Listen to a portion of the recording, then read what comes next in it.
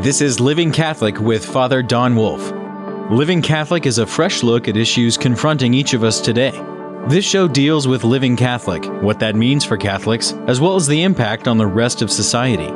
You certainly don't have to be Catholic to enjoy this show. And now your host, Father Don Wolf. Welcome, Oklahoma, to Living Catholic. I'm Father Don Wolf, pastor of the parish of Sacred Heart in Oklahoma City and the rector of the Shrine of Blessed Stanley Rother. As you know, we're deep into the election season. This is part of our lives as citizens and active agents in our own lives.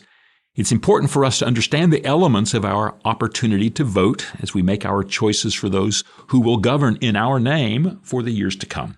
So here are a number of elements about this season of choices that I think we ought to consider, beginning with number one, which is we live our lives based on our choices. Nobody is going to come to rescue us for choosing wrongly. That's just another way to say that we have to take our opportunity to choose seriously. Our system of governance is based on our choices, and we choose by voting.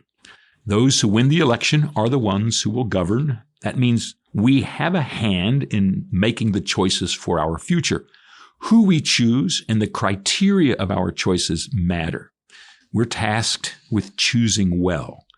There is, of course, the opinion that elections don't matter, that our choices are simply put up as a kind of dodge for choices already made at the highest levels by those who are hidden from us.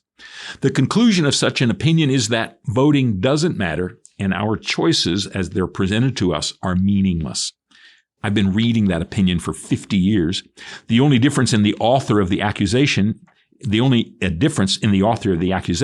is which side of the political spectrum it comes from. It used to be the isolated left, the fringe disappointed by the staid politicians who seemed unwilling to be attentive to the forgotten needs of those left out of political conversations. Now the accusation arises from the isolated right, the fringe disappointed by the unstoppable changes that they see all around them. In the meantime, billions of dollars have been spent by political actors to make sure their message and their candidates are considered and then acted upon by voters throughout the country in election cycle after election cycle. Currently, more than $1 billion have been raised for the presidential election.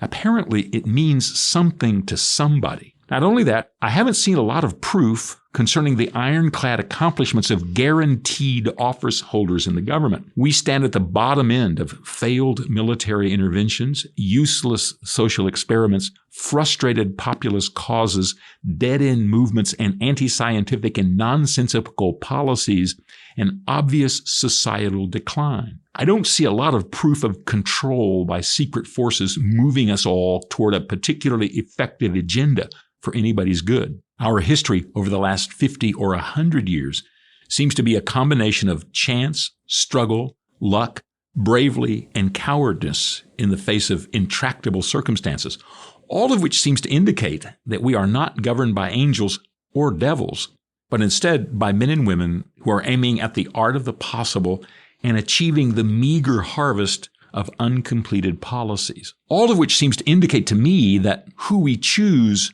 really matters. Not only that, when we choose poorly or choose a candidate unable to realize a goal or respond to a challenge or actually govern the people, we all suffer together. And as we do, we live out the reality of that suffering and we bear the consequences of our decisions. Rather than simply sliding along in the ruts made by others or being drug along in pathways that are secretly charted by hidden intelligences, we seem to lurch from side to side, moved along by unclear visions of what future we want to enact, which is another way to say it certainly seems like our own future is in our own collective hands, which makes it more and more imperative that we look at our world with hard eyes, that we see with informed hearts, and we decide with stout resolution, because what we decide matters. Number two, there are no perfect candidates. We hardly have to spend time justifying that statement. There are no perfect candidates for office because we choose from among people who are like us. And all of us are irregular combinations of strengths and weaknesses. None of us are perfect at anything. It's easy to become impatient with the imperfections of others. In fact, it is a regular feature of our imperfections that we expect differently of others than we have experienced of ourselves. But ultimately, those whom we choose are flawed and broken. They can also be heroic and selfless and brilliant and accomplished as well. But no matter the shine on their appearance, there will be scratches on their surface and deep cracks in their foundations. They are, after all, people like us. We don't want to elect monsters, of course, so we have to make some decisions about the persons and personalities of those whom we select to operate our government. And that's a tricky thing, since so much of what we learn about candidates is manufactured. When Lincoln was running for office, for example, he was portrayed as an upright backwoods man who had worked at hard labor and knew life as a common man. And all of that was true enough. But he was also a railroad company lawyer, had been in politics for a decade, rubbing shoulders with the rich and the powerful. It's how he came to run for president. He was a man of principle and a candidate who had the future of a unified country in his worldview. But what most people came to learn about him was a caricature, a picture, a snapshot of the person, not the whole person. John Kennedy was portrayed as a youthful, active family man who embodied all of the energy and passion of America on the rise. In truth, he was racked with systemic illness, and his body was as bedeviled with pain as his morals were twisted by compulsion. The press conspired to maintain the illusion he chose to present to the world. Choosing a candidate based on personality, therefore, is often a weak choice, which usually means we have to choose based on values we hold and policies that we want enacted. This is almost always an indefinite process, and we're left to sift the political sands as best we can. Many times we have to be willing to choose based on what is good rather than what is best, since superlatives are not available in the candidates that are presented to us. We'd like to be able to make our choice because we have a candidate who represents us completely in every way, but that almost never happens. Instead, we have to choose the one who represents the most of what we want, or at least comes closest to what we can tolerate. That's number 2. Number 3, politics is not dirty. The easiest thing in the world is to trash all politics as the arena of the venal and the dishonest. Without a doubt, the politics involved in governance and decision-making can be complicated and dirty, with all kinds of complicated footwork necessary to get others to dance.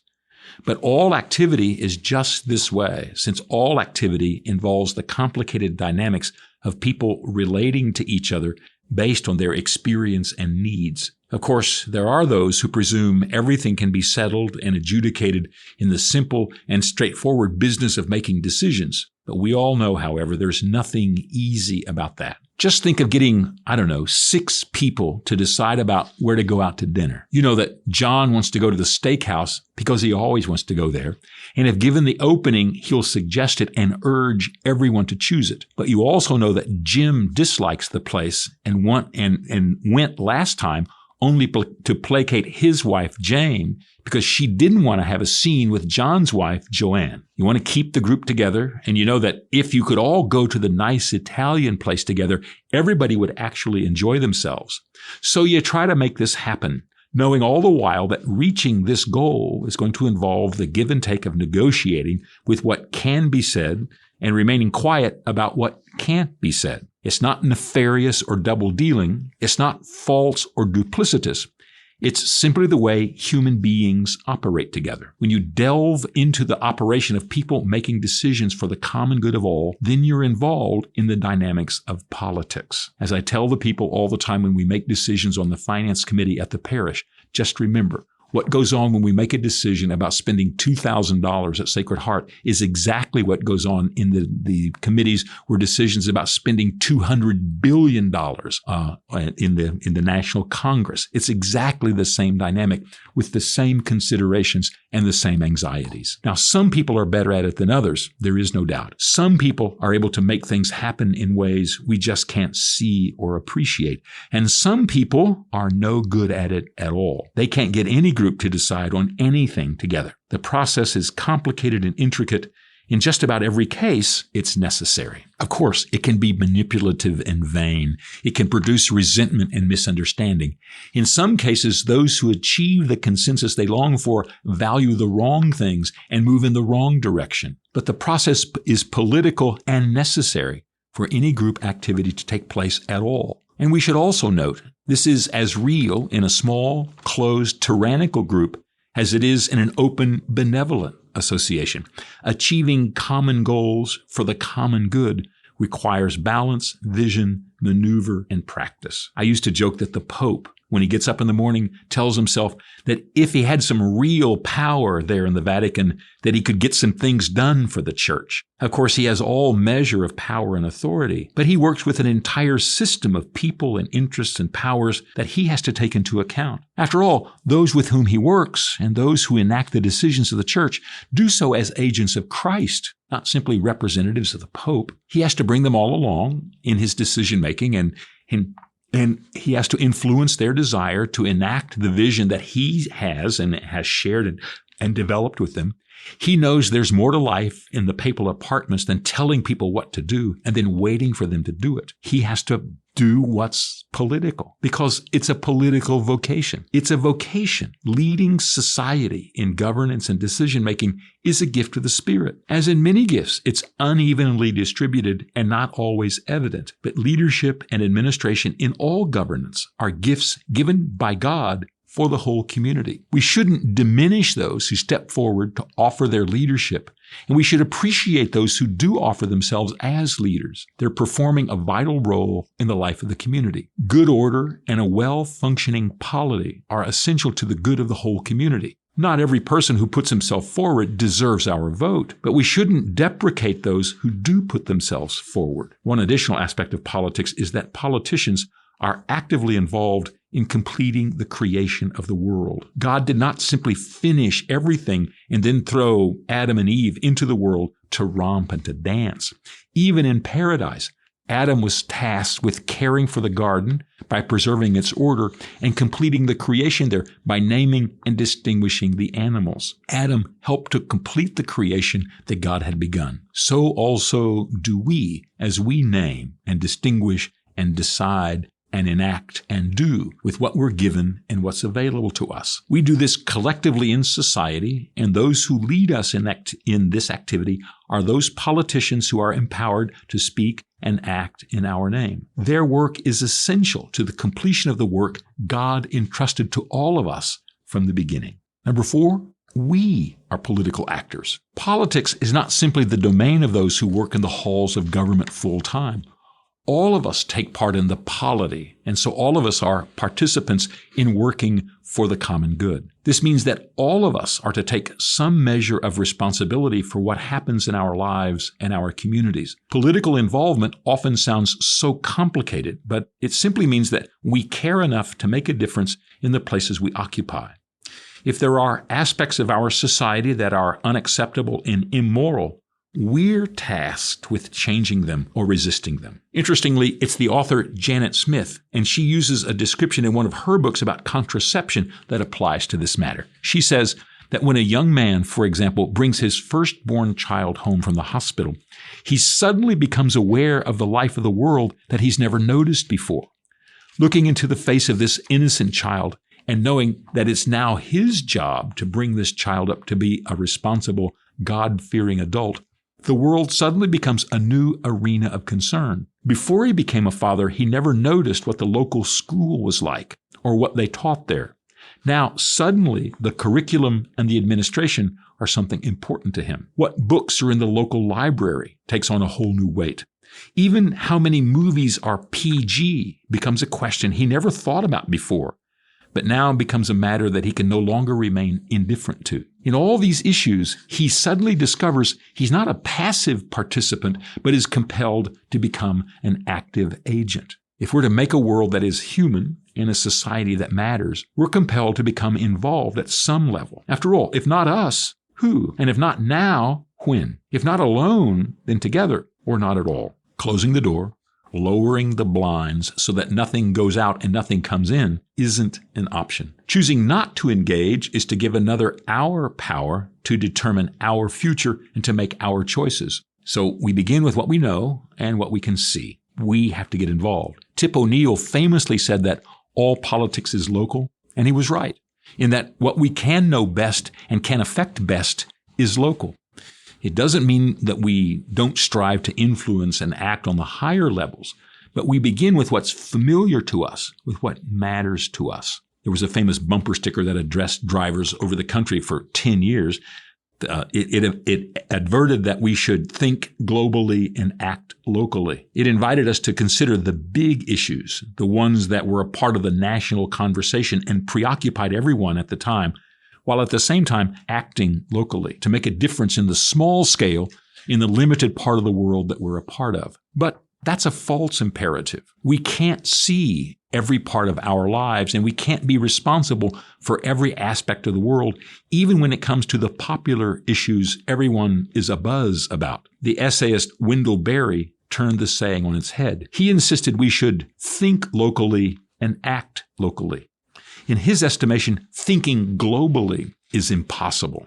The world is too complicated, too granular, too enmeshed with too many problems for anyone to understand with sufficient clarity, to even understand any problem, much less be able to craft a response to the whole problem globally. Much of the mistaken policies that have been pursued over the last decades come about because of the vaguely defined problems whose solutions have been tailored to its vagueness, which have often made the local elements of life worse. If we added up all that we've done in the war on drugs or the global war on terrorism, we might be embarrassed at how little progress has been made. Much of it has been the implementation of non-specific proposals masquerading as solutions, rather than specific remedies for specific problems that were studied, evaluated, defined, and addressed locally. The results have been unimpressive. In fact, many of the political responses to the problems have been failures. Instead of talking globally and thinking on the widest scale, we could begin to understand what is local. The challenge is to understand our street, our power,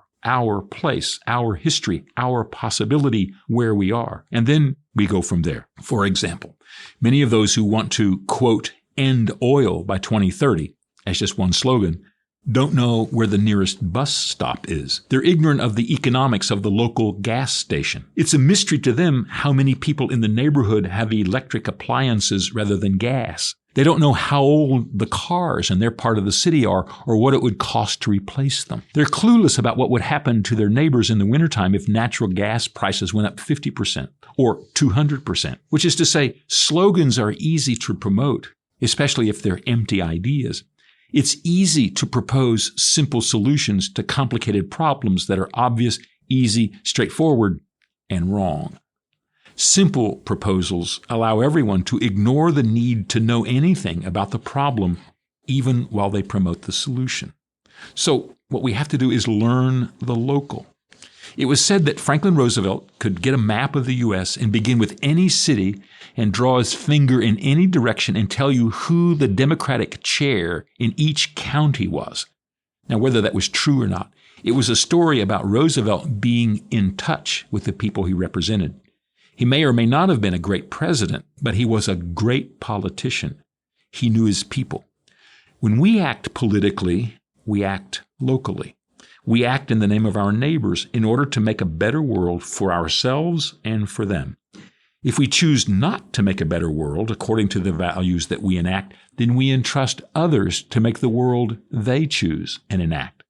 There is no third way. We're not to live as passive eunuchs. We are to be active agents of our own lives. Number 5, the world is complicated and we don't see all of it. That seems to be a new trope being shared everywhere on social media. What we learned about World War II or the Civil Rights Movement or our Constitution, for example, and all those other parts of our history and national life that constitute our common story, what we learned is only one version of what really happened, people say. If only we knew the real truth about things, we'd think differently about them, they say. The truth has been hidden from us, and it's about time we get busy and know the reality behind those things. Those are things being shouted from the rooftops. And I agree. There is a greater truth to be told in all these things. Many of them are only vaguely understood and have been remembered and celebrated only incompletely and sometimes foolishly. What we think we know is often not true, or is at least only a portion of the truth. Finding this out, however, is the opposite of giving up on the world and pulling our covers over our heads and going back to sleep. Finding out the world is more complicated than we thought means we should get to work understanding it better. Discovering there is more to know, or uncovering the truth that we hardly know anything about these complicated realities, only means we should accept the challenge of coming to know them better. How exciting is it to know there is more to learn? Yes, World War II was a gigantic story that isn't simply about good guys fighting bad guys until the good guys won. And it's true, the civil rights movement was populated by men and women who had mixed motives and who often were more interested in personal acclamation than societal change. And without a doubt, the Constitution was written as an experimental try at making governance work. And as an experiment, it was neither infallible nor transcendent. And 1,000 other things. All of these realizations are simply the first step in finding out about our world and making it a place in which we can all prosper together. Uncovering what has been hidden is not to throw away what we've known, it's to deepen the knowing. Think of our common lives and the history we share as a kind of marriage. In a typical marriage, a husband and wife begin their lives together with what they presume they know of one another. In the course of time, they deepen their appreciation of each other, even as they found out what they presumed of one another isn't necessarily the case. They find out that they are each much more complicated and much more interesting than they thought possible, even as each finds out he and she are, to himself and to herself, more complicated and more intricate than he or she thought. So it is with our common life. Don't despair that new facts might dissolve old understandings. All living relationships require new understandings if they are to survive and prosper. Our election is upon us. It is our duty to work at making the best choices we can for the common good of all. That's the duty that we have as citizens. It's also our opportunity as Catholics. We're to make the common good of all common. Back in just a moment.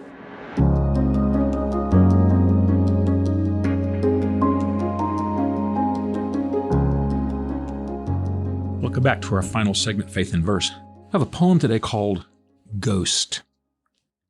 Just saw the old movie Ghost, how Sam goes toward the light. At the end, the story wraps up tidily. The loose ends are knitted tight.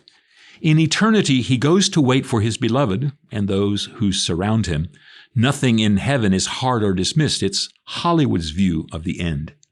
A perfect fade-out, one we'd all long for with the sounding of melody unchained, as we walk away from the world we know, unbowed, unburdened, unashamed. That part where he and she are partners but not spouses, it goes unsaid. When the final curtain is called and the last moments together are sped, no need to worry either about the wreckage and revenge that's done. Bodies lie about at Sam's intervention, payback for murder, and then some. But all is blessed in moviedom, and in the end, nothing of today counts, unless you murder and steal, and then only in cold blood and large amounts. The personal and private, of which the true meaning of our lives are made, count so little they're hardly much more than fillers in their lives' parade. So that at the end, when all is concluded and the days of life are played out, faith means nothing more than a brief interlude, hardly even an alternate route. I wonder if it is to be so when life's curtain falls and the performance is done, if the Oscars are considered for us, whether there is to be any reward for anyone. If we spend our days stepping away from the glow of the final light, will we find at the last all the beauty there, or just the shadows of fright? That's Ghost. Living Catholic is a production of Oklahoma Catholic Radio. To learn more, visit okcr.org.